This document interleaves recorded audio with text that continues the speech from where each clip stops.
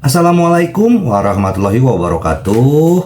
Apa kabar sobat software semuanya? Semoga kalian semua dalam keadaan sehat jasmani dan rohani, tidak kekurangan satu apapun. Seperti biasa, jangan lupa pada ini untuk tekan tombol like dan terlebih dahulu. Oke, kita lanjutkan saja. Gas. Bab 2453 sampai bab 2456.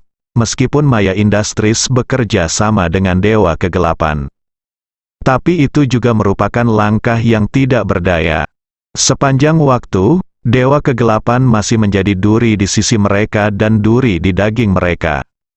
Orang yang ingin Anda singkirkan dalam mimpi Anda. Mereka bekerja sama di permukaan, tetapi diam-diam mereka memikirkan cara untuk menyingkirkannya. Hanya saja Dewa Kegelapan terlalu kuat, jadi mereka benar-benar tidak punya peluang. Namun tiba-tiba tanah terlarang nomor 76 muncul. Mereka bahkan diminta untuk mencari file dan mengungkap rahasia besar. Bagaimana Anda bisa melewatkan kesempatan bagus ini? Mereka ingin membunuh seseorang dengan pisau pinjaman. Basmi Dewa Kegelapan, cepat. Buat file palsu, kami akan segera menghubungi Dewa Kegelapan, kami berharap bisa memancing dia untuk mengambil umpan. Segera, Ye Junlin menerima pesan rahasia dari manajemen puncak industri Maya. Minta dia untuk pergi ke Yixi. Ye Junlin kebetulan pergi ke area terlarang nomor 76, jadi dia setuju. Kedua pihak bertemu di suatu tempat di Eropa Barat. Setelah pertemuan, manajemen puncak industri Maya berterus terang dan memberitahu Ye Junlin masalah yang dibuat-buat. Dan memberinya file itu. Ye Junlin terkejut ketika dia mendapatkan file rahasia dari laboratorium Dewa. Dia langsung bereaksi. Dia tersenyum. Orang-orang ini ingin berkomplot melawan diri mereka sendiri. Ingin meminjam pisau untuk membunuh seseorang? Saya harus mengatakan bahwa file ini dipalsukan dengan sangat baik. Tidak ada jejak penipuan, tanah terlarang nomor 76. Adakah yang tahu apa yang ada di dalamnya lebih baik dari saya? Tidak berbahaya sama sekali. Tempat ini selalu diklasifikasikan sebagai area terlarang. Tapi sebenarnya ini adalah bom asap yang dikeluarkan oleh laboratorium Dewa, mereka hanya tidak ingin orang lain masuk. Dewa Kegelapan adalah partner, kami tidak ingin memonopoli sumber daya ini. Kami ingin membaginya dengan Anda, mari kita berbagi bersama, bagaimana menurut Anda? Para eksekutif senior industri Maya tampak munafik. Tapi kami membutuhkanmu, Dewa Kegelapan, untuk masuk bersama orang-orang kami untuk menemukan di mana sumber daya berada. Mungkin perlu untuk masuk lebih dalam. Kamu tidak bisa mengatakan tidak ada bahaya. Pasti ada sesuatu di tempat sebesar ini, jadi jika kamu, Dewa Kegelapan, mengambil tindakan, kamu pasti akan melakukannya. Semuanya sangat mudah. Saat itu, Ye Junlin hendak masuk ke sini, dia setuju. Ini juga merupakan cara untuk bersenang-senang sendiri. Dan sekelompok kuli gratis tidak ada gunanya. Tidak ada gunanya. Oke, aku akan masuk dengan orang-orangmu. Setelah aku menemukan sumber dayanya, aku ingin 70%. Mengetahui apa yang mereka inginkan, Ye Junlin sengaja bekerja sama dengan mereka dalam akting. Rencananya berhasil, dan semua eksekutif puncak Maya Industries tertawa. Benar saja, Dewa Kegelapan tertipu. Yang mereka manfaatkan adalah kesenjangan informasi. Mereka tahu apa yang ada di kawasan terlarang nomor 76, tapi yang lain tidak, termasuk Ye Junlin. Tapi sedikit yang dia tahu bahwa Ye Junlin tahu apa yang ada di area terlarang nomor 76 lebih baik daripada siapapun di dunia. Semua dewa itu terbunuh, industri Maya yang malang mengira hanya merekalah yang tahu apa yang ada di dalamnya. Dia juga ingin membunuh seseorang dengan pisau pinjaman untuk menghadapi Ye Junlin. Kalau begitu, ayo pergi tanpa basa-basi lagi, Dewa Kegelapan, ayo masuk, oke. Beberapa eksekutif industri Maya berkata serempak. Kalau begitu, apakah kamu ingin berkumpul? Ye Junlin bertanya dengan sengaja. Tidak, tidak perlu, kami hanya sekumpulan sampah. Tidak ada gunanya jika kami pergi, kami juga akan menjadi beban bagimu. Ayo kirimkan beberapa orang kuat untuk pergi bersamamu. Pada akhirnya, industri maya mengirim hampir puluhan ribu orang untuk mengikuti. Ye Junlin masuk bersama. Nama eufemistiknya adalah menambang sumber daya. Puluhan ribu orang ini hampir semuanya adalah umpan meriam. Mereka sendiri tidak mengetahui apa yang ada di kawasan terlarang 76. Mereka baru saja mati. Tujuan utamanya adalah untuk memimpin Ye Junlin ke kedalaman dan bertemu dengan Tuhan yang terbunuh. Sayang sekali orang-orang ini tidak mengetahuinya. Melihat Ye Junlin memasuki area terlarang nomor 76, para eksekutif industri maya semuanya tertawa. Dewa kegelapan tidak seberuntung itu kali ini. Rute yang aku atur untuk mereka mencakup hampir seluruh area 76, dan mereka pasti akan bertemu dengan dewa-dewa itu. Dewa kegelapan pasti akan mati. Hahaha, kita tunggu saja kabar baiknya. Semua orang di industri maya yang mengetahui hal ini menunggu kabar kematian Ye Junlin. Tapi bagaimana mereka tahu kalau kawasan terlarang nomor 76 sebenarnya adalah tempat teraman?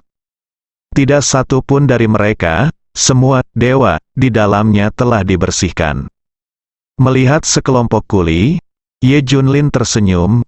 Dia lebih mengenal tempat ini dibandingkan siapapun, termasuk Junjun dan beberapa leluhurnya. Dia masuk ke sini dengan mudah. Berdasarkan fluktuasi energi, Ye Junlin menemukan di mana sumber daya itu berada. Ia memiliki sumber energi yang lebih menakutkan daripada batu matahari. Kerikil mengandung energi yang dapat menghancurkan kota. Semua orang terkejut. Ini ratusan kali lebih kuat dari energi yang terkandung di batu matahari. Ini tidak terbayangkan, pantas saja ras ini begitu kuat, apalagi kekuatannya sendiri. Senjata dan perlengkapannya sendiri dibuat menggunakan sumber daya ini. Jauh lebih banyak dari dunia luar sebanyak puluhan ribu kali lipat, atau bahkan lebih. Ini adalah tekanan seperti dewa. Setelah melihat sumber daya ini, mata semua orang berbinar. Ini terlalu menakutkan, jauh lebih kuat dari batu matahari. Jangan khawatir, ini baru permulaan. Ye Junlin menemukan satu demi satu lokasi sumber daya. Biarkan kelompok kuli ini yang melakukan pelabelan dan deteksi. Waktu berlalu menit demi menit, Ye Junlin menemukan lokasi sumber daya satu demi satu. Sementara para eksekutif industri maya di luar menunggu dengan cemas. Sudah 1 jam, apa kalian belum bertemu? Sudah 3 jam, sudah 5 jam. Tunggu sebentar, kurasa Ye Junlin belum menemukan tempat di mana dewa-dewa itu belum. Dewa pasti ada. Jika laboratorium dewa tidak bertemu dengan mereka, apakah mereka akan menyerah pada tanah sumber daya ini? Saya kira dewa-dewa ini mungkin telah tertidur. Nenek moyang Tian's Mansion juga tidak aman. Apakah mereka sudah keluar? Artinya lebih sulit untuk bertemu mereka. Mereka ditemui ketika laboratorium dewa bisa masuk jauh ke dalam area ini untuk deteksi dan penambangan. Ye Junlin tidak dapat menemukannya. Sekarang karena tidak cukup dalam, dan pergerakannya tidak cukup besar, begitu besar deteksi dan penambangan skala besar, akan aneh jika tidak khawatir. Tunggu, mereka akan menemukannya, para pemimpin tertinggi. Industri maya sedang mondar-mandir dan menunggu. Adapun area terlarang nomor 76 hampir digeledah oleh Ye Junlin. Cari sumber energi di mana-mana. Untungnya aku memilikimu. Ye Junlin senang. Dia juga memiliki orang-orang bersamanya, dan meminta Ming Xiesen dan yang lainnya untuk membawa puluhan ribu kroni untuk menambang sumber daya. Jelas sekali tempat ini terlalu kaya akan sumber daya dan tenaga kerja ini jauh dari cukup. Untungnya kuli dari Maya Industries datang membantu. Tenaga kerja kita cukup. Saya benar-benar harus berterima kasih kepada Maya Industries. Segera ribuan titik sumber daya ditemukan satu persatu. Ye Junlin juga menemukan sumber logam yang dimurnikan oleh armor ilahi mereka. Saya tidak tahu jenis logam apa itu, tapi yang pasti lebih keras dari logam manapun di dunia luar, dan secara alami mengandung energi yang dapat menghancurkan dunia. Pantas saja yang terbuat dari logam ini disebut armor dewa. Ini sebanding dengan sihir Vajra yang tidak dapat dihancurkan tingkat ke-7 atau bahkan ke-8. Ini sama sekali tidak sebanding dengan pakaian khusus industri Kunlun dan kelompok mayat hidup yang bermutasi di industri maya. Mata Ye Junlin tiba-tiba menjadi panas. Sesuai ekspektasinya, laboratorium Dewata pun melakukan berbagai strategi. Dia harus bersiap terlebih dahulu untuk melawan laboratorium dewa. Saya tidak tahu seberapa kuat musuhnya sekarang. Maka dia hanya bisa membayangkan bahwa musuhnya lebih kuat. Oleh karena itu, sumber daya ini harus digunakan. Buat potongan baju besi yang tak terkalahkan, ini pasti akan berguna ketika tiba waktunya untuk berurusan dengan laboratorium Shenzhen. Ye Junlin mengikuti semua orang selangkah demi selangkah ke tempat dia melawan para dewa hari itu. Dia ingin melihat apakah ada sesuatu yang hilang. Li Ziran dan yang lainnya datang terlalu cepat hari itu. Ye Junlin tidak memeriksa banyak hal dengan cermat. Ini, Ye Junlin tercengang ketika dia tiba. Karena sudah banyak berubah, tempat-tempat yang vegetasinya lebat hari itu semuanya mati. Rerumputan eksotik semuanya layu, dedaunan pohon-pohon besar semuanya layu. Setidaknya radius 1 kilometer menjadi lahan sepi. Bahkan beberapa tumbuh-tumbuhan menjadi hitam. Seolah-olah tempat ini telah terpancar oleh racun. Tapi awalnya masih baik-baik saja. Tidak seperti ini lagi. Darah, Ye Junlin langsung mengerti. Darah ras ini memiliki energi yang mengerikan. Setelah darah mereka jatuh ke tanah, tumbuhan ini menyerapnya satu demi satu. Tetapi energi dalam darah terlalu berlebihan. Jauh dari kemampuan tumbuh-tumbuhan ini, bakar semuanya sampai mati. Sedemikian rupa sehingga sekarang menjadi seperti ini. Kenapa masih ada darah emas seperti itu? Seru dewa jahat. Setiap orang secara bertahap menemukan tetesan darah emas di beberapa cekungan atau tempat lain. Darah masih menggenang di beberapa tempat. Darah sebenarnya berbeda dan tidak menguap atau meresap ke dalam bumi. Setelah dicek ternyata banyak darahnya. Pada hari itu, hanya 2/3 dari darah para dewa yang diledakkan oleh Ye Junlin mungkin hilang. Sisanya ada di sekitar sini. Kumpulkan semua darahnya dengan cepat. Mungkin ada beberapa di bawah tanah. Gunakan instrumen untuk mengumpulkan semuanya. Kata Ye Junlin bersemangat. Ini bayi yang baik. Tepatnya, orang-orang ini penuh dengan harta karun. Hanya saja saya impulsif saat itu dan meledakkan semuanya. Jika tidak, lebih banyak harta karun yang bisa digali. Tuan, untuk apa Anda membutuhkan darah ini? Ming Xie Shen dan yang lainnya bertanya dengan bingung. Cobalah meminumnya setetes pun. Ye Junlin melambaikan tangannya, dan setetes darah emas masuk ke mulut Ming Xie Shen. Dia menelannya dalam satu tegukan. Ming Xie Shen awalnya bingung, tapi segera, ekspresinya berubah. Menjadi sangat merah, seolah dimasak. Dia mulai merokok. Ada energi agung dan menakutkan yang berdenyut di tubuhnya. Memaksa semua orang di sekitarnya untuk mundur. Semua orang memandang Dewa Ming Xie dengan tidak percaya. Auranya saat ini saja puluhan kali lebih kuat dari sebelumnya. Apakah ini energi yang dibawa oleh setetes darah? Dewa jahat meraung kesakitan. Dia merasa tubuhnya akan meledak. Dia berjuang keras, dan segala sesuatu di sekitarnya hancur.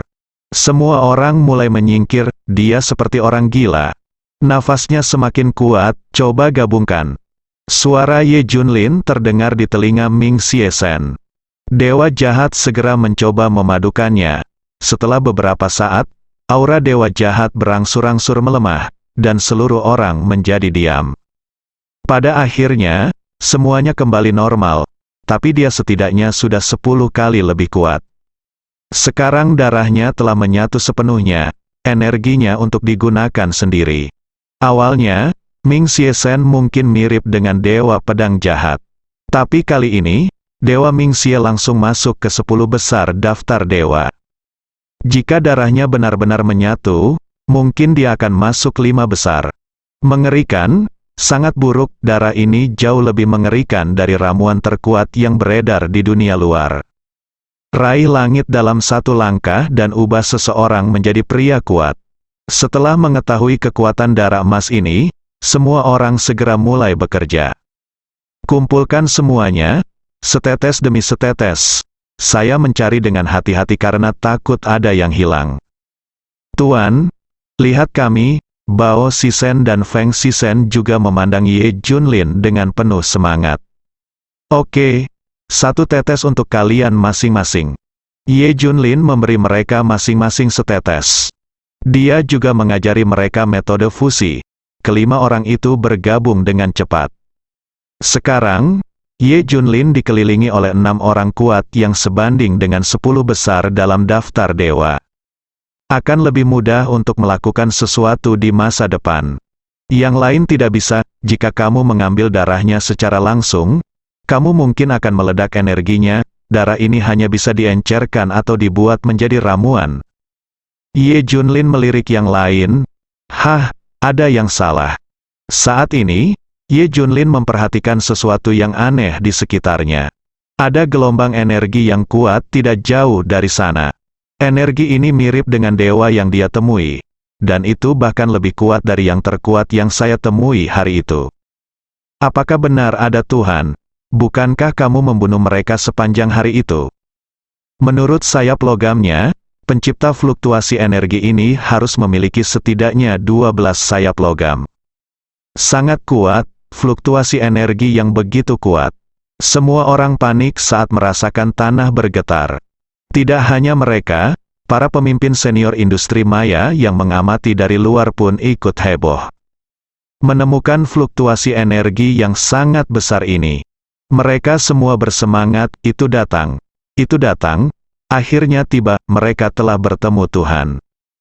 Ye Junlin, aku ingin melihat bagaimana kamu bisa melarikan diri kali ini. Sekarang manajemen puncak industri maya menjadi energi. Semua orang sangat gembira sampai mereka mati. Sisi ini, Ye Junlin juga menjadi berhati-hati. Berjalanlah selangkah demi selangkah menuju pusat fluktuasi energi.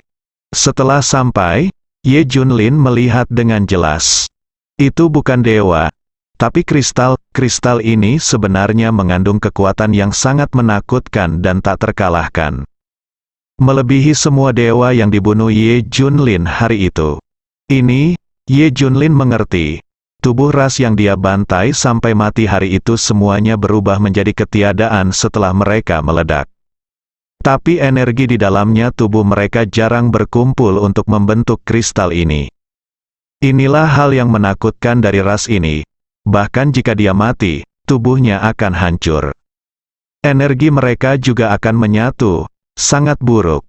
Ye Junlin bahkan bertanya-tanya, apakah ini cara agar perlombaan ini mendapatkan kembali kejayaannya? Biarkan energi bersatu dan cepat atau lambat spesies mereka akan diciptakan kembali melalui orang atau makhluk lain. Saat ini, kristal ini telah menyerap hampir seluruh energi. Tentu saja, tidak semua energi telah terkumpul, dan banyak yang telah hilang. Namun energi yang terkandung dalam kristal ini, jika ditempatkan pada dewa, maka setidaknya dia bisa bersaing dengan Ye Junlin di tingkat ke-9 dari keterampilan sihir Vajra yang tidak dapat dihancurkan. Itu tidak akan rusak sepenuhnya, itu mungkin menghancurkan hantu ke-7, atau bahkan hantu ke-8. Ye Junlin mengulurkan tangan untuk mengambilnya, dan kristal itu mulai berjuang keras, melepaskan kekuatan yang tak tertandingi untuk melawan Ye Junlin. Gemuruh. Seluruh area terlarang nomor 76 dibombardir. Seolah-olah akhir telah tiba, 6 dewa jahat yang relatif dekat, meski baru meningkat 10 kali lipat, atau bahkan lebih. Namun sebelum pemboman tingkat energi ini, semuanya terpesona. Semua orang terluka parah, Ye Jun adalah satu-satunya yang tidak mengubah wajahnya. Sombong, Ye Junlin merasakan tekanan untuk pertama kalinya. Begitu banyak dewa yang tidak menekannya sebelumnya. Namun energi dalam kristal ini memberikan banyak tekanan padanya. Ini pertama kalinya aku berjuang begitu lama. Tapi semakin dia berjuang, Ye Junlin semakin bersemangat. Boom! Ye Junlin akhirnya mengerahkan kekuatannya dan meremasnya dengan kuat. Kristal ini menjadi sangat jujur. Kekuatan Ye Junlin masih lebih kuat. Tekan itu, kuat terlalu kuat. Ming Xie Shen dan yang lainnya benar-benar telah melihat betapa kuatnya Ye Junlin. Hari ini adalah kesempatan sesungguhnya. Membunuh Dewa Kegelapan hari itu tidak dihitung. Mereka sangat beruntung telah membuat keputusan untuk mengikuti Ye Junlin. Oke, tidak masalah. Ye Junlin sedang memikirkan apa yang harus dilakukan dengan kristal itu selanjutnya. Fusi sendiri akan menarik kekuatan yang kuat. Tapi itu tidak perlu. Ye Junlin tidak mau menerima kekuatan eksternal. Dia bisa mempraktikkannya sendiri. Untuk orang lain, khususnya pada Junjun, itu tidak perlu. Junjun mengikuti jalannya sendiri sekarang. Jika dia diberi bantuan dari luar, itu tidak akan baik untuk pertumbuhannya. Selain itu, dia tidak dapat menahan energi dari keseluruhan kristal. Orang lain juga tidak bisa. Apa yang harus dilakukan? Ya, tiba-tiba Ye Junlin memikirkan ide yang bagus, bersambung.